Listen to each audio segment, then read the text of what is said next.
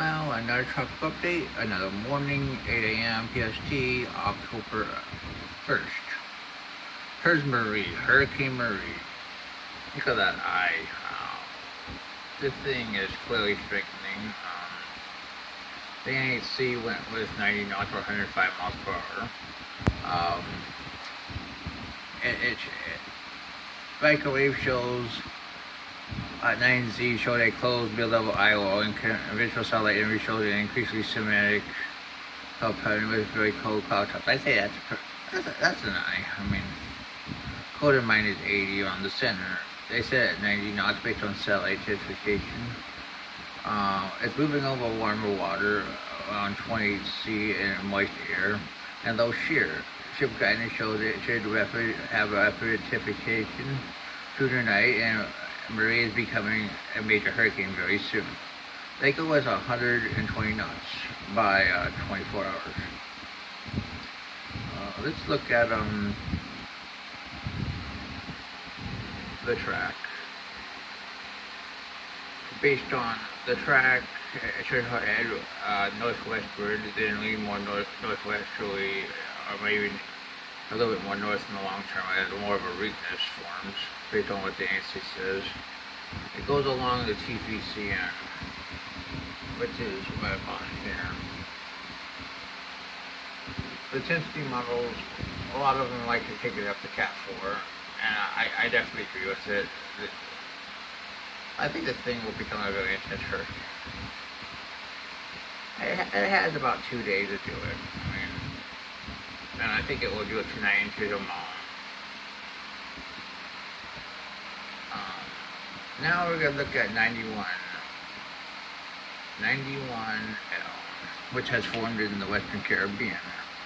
And development is pretty likely with 40% in the next 48 hours and 70% in the next 5 days.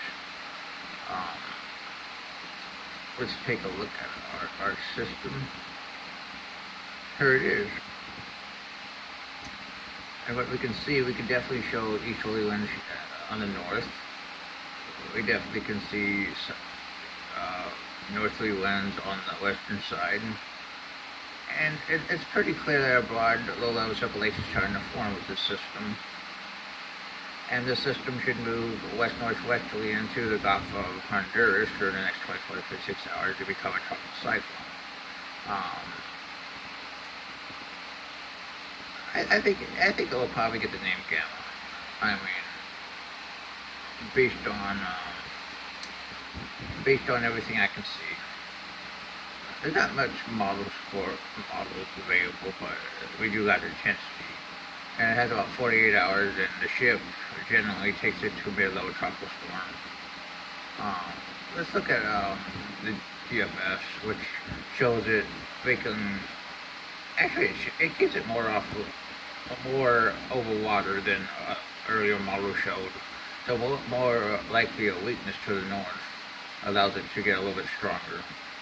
This is 48 hours.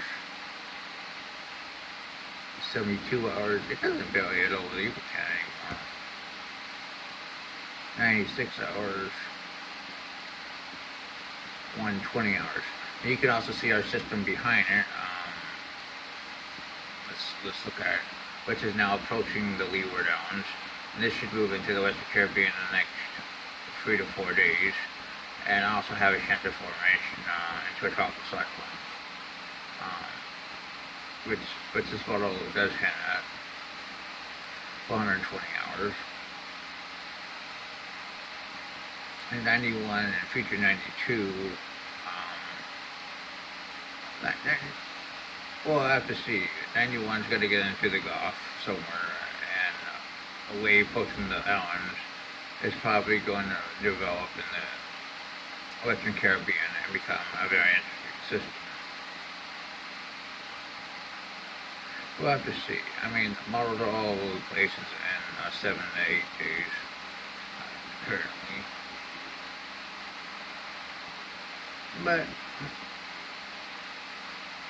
definitely both systems have a good possibility of formation.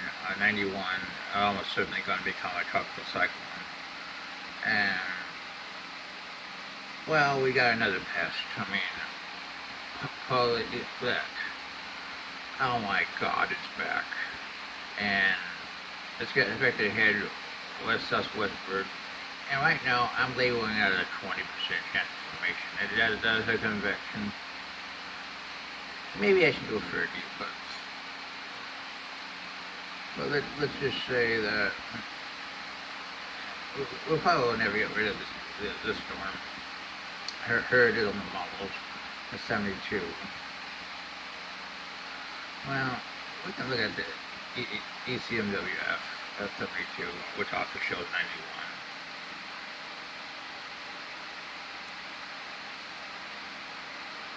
91. And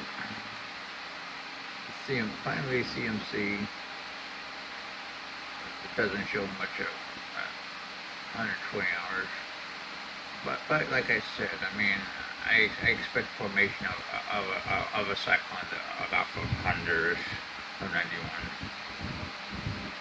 We got one more system in the Eastern Pacific. I mean, it has a 40% chance at in the next 5 days. And it's the system that got to form down close to the coast of Mexico. Go 72 hours. Really, it's right here. 96 hours. It doesn't really want to form much, but they do show potential for it. But you do see a close wind field and some velocities. So it's definitely worth watching. It's probably right in here.